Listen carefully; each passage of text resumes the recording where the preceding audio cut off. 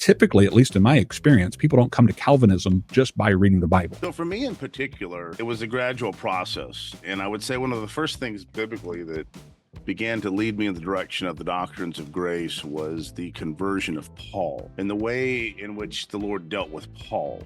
Paul being struck with blindness by Lord as he was traveling down the road to go and persecute other Christians. And I was struck by this, and I even began to tell myself, well, perhaps the Lord just deals with certain people different than others. Perhaps he predestined certain people to become Christians, and all other people have their own free will whereby they're able to make this determination. And then I was reading through Romans 9, surprisingly, and I began to realize that the arguments that Paul was interacting with were actually arguments that I was making. And when Paul makes the statement, he says, "Oh man, who are you to answer back to God?" I was asking the same question. Why does he still find fault if this was God's free and sovereign choice?